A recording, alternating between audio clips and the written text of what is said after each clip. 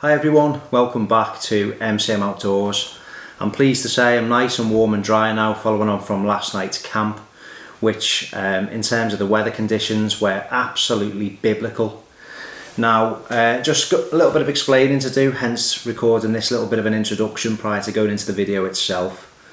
The weather conditions were forecast with a low risk of thunderstorms in our area, and when we got to the campsite location, it was clear that there were a few storms around, but the weather seemed to sort of miss us. There was a couple of rumbles in the distance. So we had a good time for the majority of the camp. However, as you are shortly about to find out, conditions changed rapidly, and in the space of about 30 seconds, we went from a dry, comfortable camp to basically flash flooding type conditions. We were pitched by the side of a stream stroke brook, and it was a learning curve for us. Yes, we probably will get some comments saying it's our fault, we didn't think what the conditions might do, but you're learning all the time. I like to keep my channel honest, and if I have a bad experience I include that, and if it's my fault, well, it's my fault. That's just how it is. So we made the mistake of choosing our site based solely on how it was at that time, and maybe a lot of us do that. We go and do our hike, we see what looks to be the perfect pitch, and we don't think, well, hang on a minute, if conditions changed and conditions which weren't expected, how will this site look then? Will it still be a great site, or is it going to look like, you know, something underwater or Atlantis as the case was last night? So yeah, that's something to bear in mind, and it's a good lesson learned, because we paid the price. We didn't have any sleep, we had a really uncomfortable night. Matt made, well, it wasn't an error, it was based again on the conditions at home, and we did look at the forecast, but it didn't predict the amount of rain that we got last night and the intensity of it.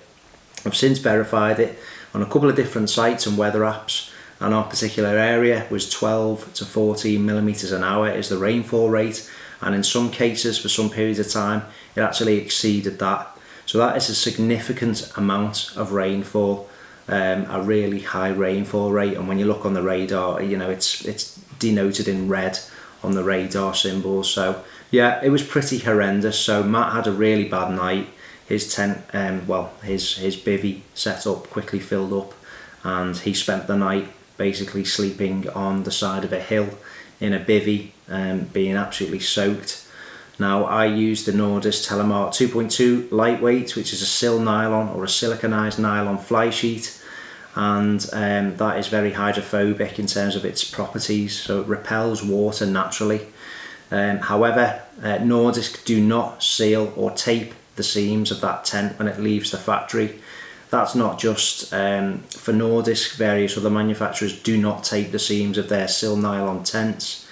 Now, the seams on Nordis tents are double folded, and they use thread, which in theory expands when it's wet, thereby filling the gaps or plugging the gaps where the stitching's gone through, and in theory stopping the water coming through. Now, I can say that the system worked on the Pendle Hill video because it didn't get wet at all, and that was prolonged rain all night, and that was normal, in inverted commas, rainfall, which, you know, what you typically experience on the hill. The rainfall last night was extreme, and like I say, I've not experienced anything like that before. And Nordis do say on their website, I'll put some things flashing up, some info just when I'm talking now, they do recommend that you use silicone seam sealer as an additional safeguarding measure, just to double belt and braces approach to waterproofing the seams. So last night some of the water got through on one particular point, so it's going to be a nice opportunity for a follow-up video. Again, bear in mind that most tents in those particular weather conditions, they were extreme, so it's all about being fair and, you know, what you can reasonably expect from your gear. So I still think it held up well. It's a lesson for me to seam seal my tents. It's another lesson in terms of, you know, do a little bit more research on site selection, bearing in mind what the conditions might be. But it was a good laugh, it was good fun. It wasn't winter, so there was no risks of hypothermia or anything like that. Worst case scenario, we were going to bail. We were on the brink of it, but we thought, you know, stick it out and let's just see how we got on. And I'm pleased to say that we made it through until the morning. So I hope you enjoyed the video. If you get anything out of it, or if you've got any questions, give me a thumbs up. Stay tuned for the seam sealing video, and we'll give the Nordisk another test. And don't forget, please just do bear in mind that whilst I was using it on Pendle Hill, it did rain throughout the night, normal type of rain, and it was absolutely fine. So it stood up pretty well considering the conditions we encountered last night. Okay, enjoy the video.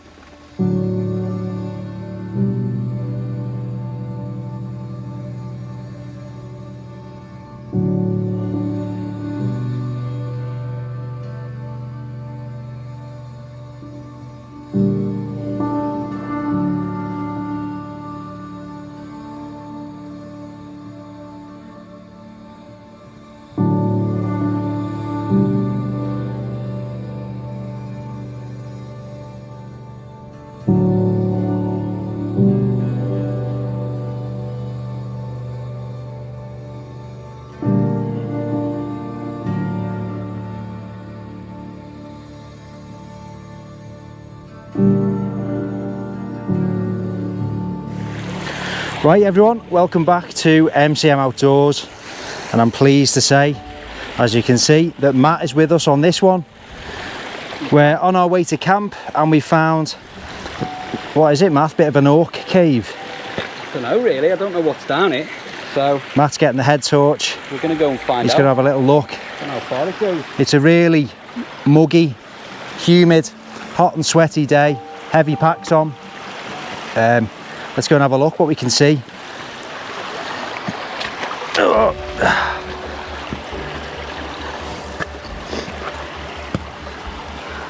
Hey, it does go quite far back. It goes well far, Chris. Does it? I think it's a cave-in entrance, you know, for proper Right. cave-in. Just be aware there, the floor mat, make sure that you know it's solid. Going. I'm not going in there, you'll just have to tell the viewers about it, or I'll give you the GoPro. I'm not being funny here, Chris, but it's a proper cave-in. Is it? Yeah. Yeah, I'm a big wimp. I'm not going in there. Be careful, Matt, watch your head. Jesus Christ. What's it? Report back. I'm still alright. What's the roof situation like? Solid, tight. Be careful, Matt. He's going to have to report back. I'm not getting in there. I hate confined spaces. I'm the sensible one. You know your mum and dad are going to watch this. That's alright, it's safe. It's nothing to do with me. Sorry, Sue and Pete. Well, this is Matt inside the cave. It's a real one. It's a real cave.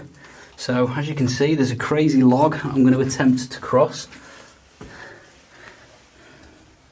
and it just keeps going back and back. Oh Christ! I'm back. So pretty scary, really. Well, it keeps going. So let's see. Keep going. If anything runs out of here at me, I'm gonna panic. Oh, I don't know how far back it goes. Oh, it's getting a little bit cramped for me, and I'm tiny. So let's just go a bit further. Oh. So I'm not the only one who's been in here. Ah, there we go, the back of it. It doesn't go any further back than this. So, we are a cave. Exciting. Now, if I end up lost, then this is my last ever video. Right, so Matthew's still in there. I can just hear little muffles. He's going to come out soon. He's got his phone with him, so he's taking some videos inside the cave, and I've bottled it. But the footage he's going to send us, here it is. go. It's not a glass bottle on the floor. You see somebody shining. Yeah. It's plastic, but Torch off. I've just turned my head torch off. There we go. It's excellent. Oh, I can see reflection.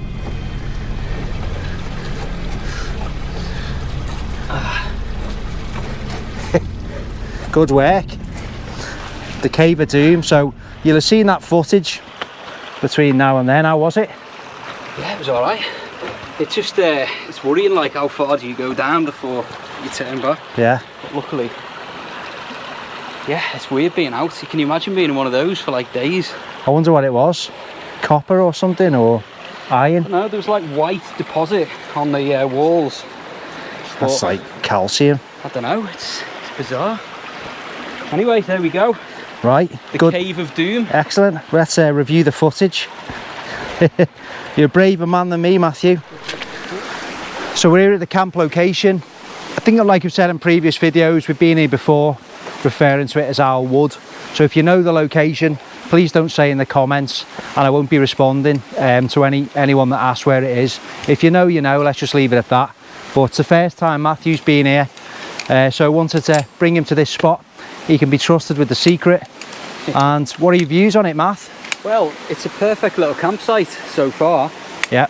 We've got plenty of cover, sheltered, not drinkable water, but that'll be our fridge. Yeah. And yeah, nice flat ground as well. So camp-wise, you've gone pretty minimalist, Matt, on this one. Very minimalist on this one. So I haven't even brought the old Kesha tarp. I've gone with a poncho tarp. So I'll show you that setup later. And I forgot my walking poles too. So Luckily, I've got one. Well, I'm just going to use a guy line off that tree. It's like a nice high one. Yeah. And I think I'm going to sleep under that tree. Right. That'll do the job. He's groundswelling. I am. After the cave. So we're going to get the chairs set up. Just relax for a bit. It's probably a bit early to start getting the shelters and the tent set up. I'm just going to take it all in and obviously bring you guys along for the ride.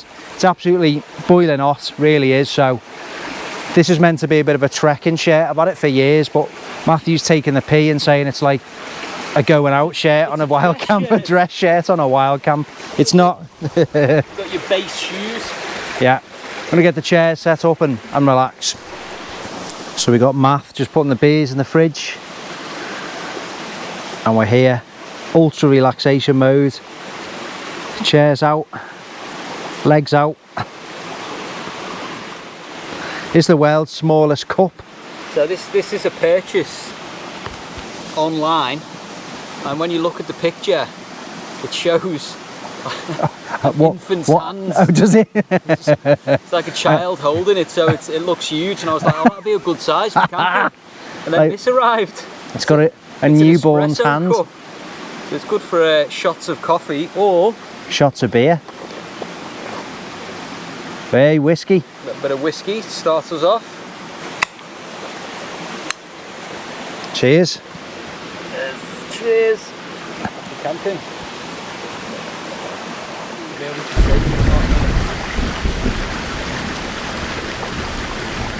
Right, this thunder is picking up. Look at those. Proper storm clouds. Whoa.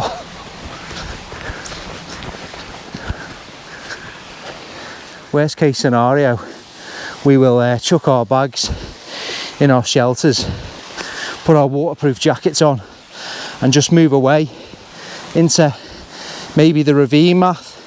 Just sheltering between the rocks. You hear it? Yeah. Look at the colour of that sky over there. That is looking really ominous, and it's, oh my goodness me. That's gonna drop a gallon of water on the rock. Yeah. Let's get prepped. Let's get prepped. That is not to be messed with. So Matt, your shelter? So yeah, I've gone with a timeless old poncho tarp, which has had a ridge line from the top, and then it's just been guyed out at the bottoms. Yeah. So it's not the most spacious, but It's enough to lie down in. oh, for sure. Now I've got a bivvy bag, but ultimately you can get a huge amount of space underneath there. Obviously my bag just up here, and I don't know, there's something a bit earthy about a poncho tarp. It's quite cosy, isn't it? So it's a nice setup.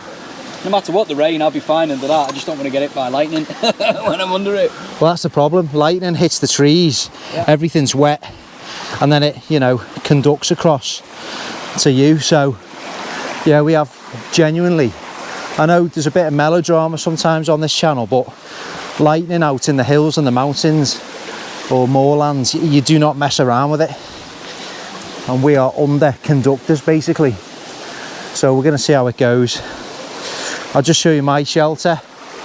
Is of course the Telemark 2.2 lightweight. It's quick to put up, ground sheet first. Just pulling it all nice and tight, and yeah, if the heavens open, which Matt, this looks to be heading directly for us. That's changed. If you look at those clouds, they're heading straight over. And we're getting a bit of wind now, which is probably the downdrafts from the storm, to be honest. So yeah, what we're going to do is get the bags in the tent and prepare to sit this one out, because it's really starting to close in. I think you'll be all right, Matt. It's late twister. It's a bit for us to get under, you know. Yeah. To storms, just getting flat areas. This is going to be a direct hit, I think, to be honest. I'll finish setting up my tent when this is passed. It's just a case of getting the bags in and away from the inevitable.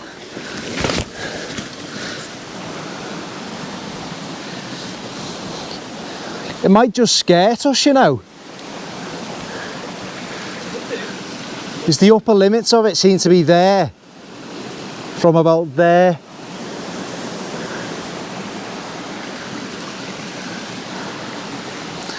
It could be much ado about nothing. Or is a quick setup, that? Quick setup.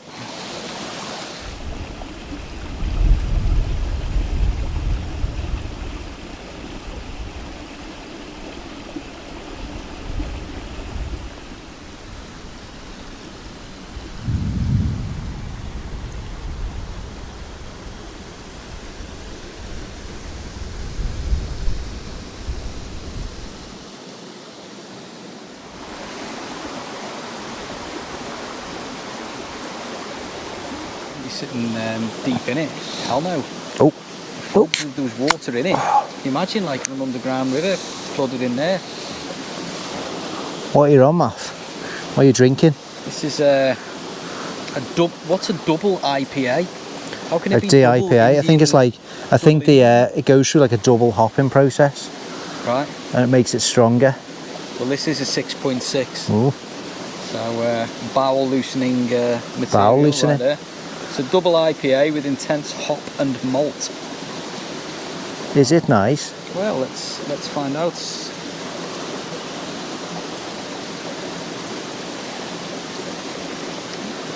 Now the dangerous thing with that is it doesn't taste strong. It's lulling you into a false sense of security. It tastes like a single IPA. Yeah. So you could drink that all night. And then it just kidnaps and then you. all of a sudden you just... ambushed. That's it. I'm on DDH. That's like a double IPA. 7.4. That's Oh, a is it? bowel loosener. Oh Christ, I didn't know that. I just saw a lovely flowery can and thought it would be. I thought it was friendly beer. Nope. It's not friendly, is it? That's off of the an enemy. 1970s. Bandits in the tsetse flies are back now as well. Yeah, we need more of that semi-legal mozzie spray. All right. Yeah. Look at that sky. I'm a bit of a weather geek, to be honest, so I love it. It's moving fast though. I'll get struck by lightning right by this tree, guaranteed, live on camera. It's going to be found footage. Found footage. There's just like a bit of a singed cap and a can of beer lying on the floor, and then this charred 2 cadavers, skeletal remains.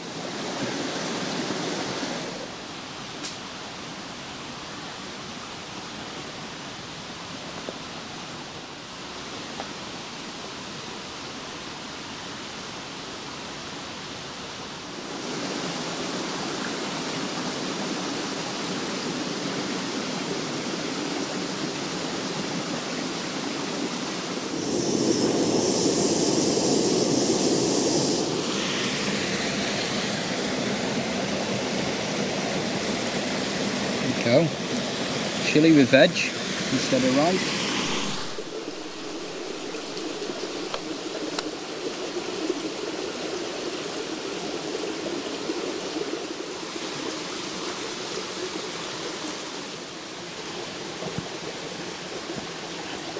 Checking the guys are nice and tight, just for the inclement weather which is forecast in a couple of hours, but it's all looking good.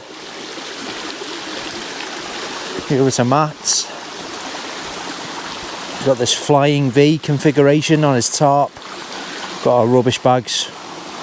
Obviously we'll be leaving no trace, and we'll be showing that in the morning. But yeah, he can lower this end just to give himself a bit more horizontal room under that poncho tarp. But it's lovely, just being by the water there. Nice ambient sounds, very relaxing to fall asleep with. So thankfully the midges have gone. Is that rain? Right, the first drops of rain are falling, but we'll get as long out of it as we can before we head back to the comfort of the tent. Having a good time, Matt? Oh yeah, that's what we signed on for, isn't it? Fantastic. Nice open fire. Right folks, I'm not going to lie, that's just been a pretty dodgy half an hour. Hang on a minute. Really dodgy half an hour. The thunderstorms have passed overhead, and it's basically led to flash flooding. Matthew's site, where he's got his tarp, it's completely flooded, so absolutely soaked. All his stuff all of a sudden in a matter of a second started just filling up, and it was like he was in a pool. So I've obviously had to go out and help him. We've strung up together his tarp on the slope, reset him up. He seems to be alright, and I'm not dramatising this, it's horrendous. The whole area around the tent is basically freestanding water. You can hear the strength of the rain outside, and I'm really hoping that the level of that river, the brook, doesn't rise above the bank, because if it does, I'm going to have a pretty unpleasant packing down session in the morning. It's my fault, it's our fault. It's something to learn. You're learning all the time. Thunderstorms, flash flooding, where's the rainwater from all these storms going? We should have thought, and we didn't. We're down the other side of a slope, all the water's going to run down there, and we just didn't think. And this is the only way you learn, because we won't make the same mistake again. We come to our venue, we're going to start looking at the terrain and think, well, hang on a minute, if the weather conditions change, how's that going to affect our camp? So it's been a learning experience. Poor Matthew's soaked, but we've sorted him out again now, and he's got his base camp set up. All I'm worried about, quite anxious about, is the level of that river that you can hear it now blasting out. If that rises by a couple of feet, this campsite's going to be submerged completely, so we'll see how it goes. Oh my goodness me.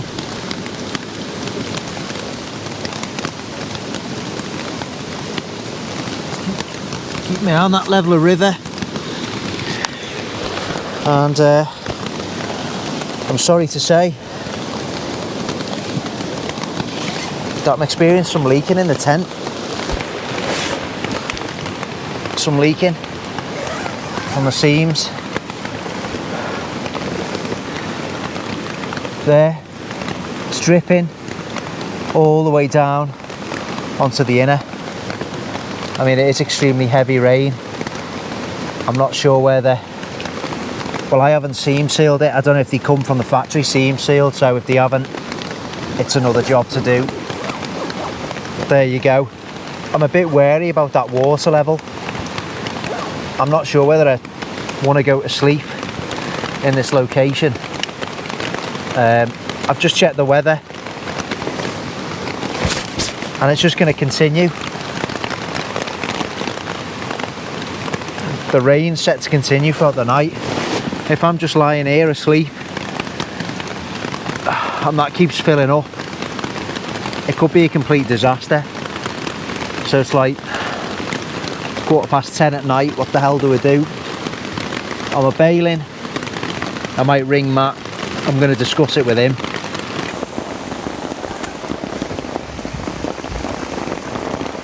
Absolutely teeming. So still under I mean, this is the poncho tarp. Look at it. Getting back in the bivvy.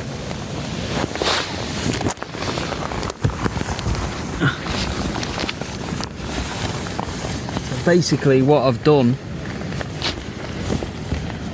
is I've just got in my bivvy and I've closed it up so it's now sweaty. So but one way or another I'm wet. No two ways about it. I am a wet person. There we are. Show you what I'm doing. Just checking this. You can see everything's soaking wet. Absolutely soaked. It's just a case of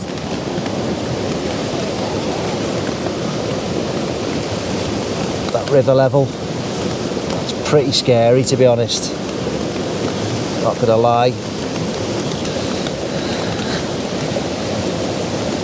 It's just there. It's flying down. Oh God. What the hell have we done? I've had a look outside and that river, I can hear it bubbling up and making gargling noises because it's hitting ledges with air pockets and it's flushing the air out of pockets. That's telling me that it's rising. Well, obviously it's going to be rising, but it's rising significantly. I'm on a flat ledge and, you know, I'm about 3 foot higher the water. Now, it's 11 o'clock. I've just looked on rainfall radar and it looks like it's in for the night. Severe. It's red, you know, in the colouring scheme. You can hear it now. It's possibly a bit of a wipeout. My head is telling me to go and my heart is telling me just to stick it out because it'll be a good video. It'll be quite fun, people to watch, because when things go wrong it's always good viewing, isn't it? But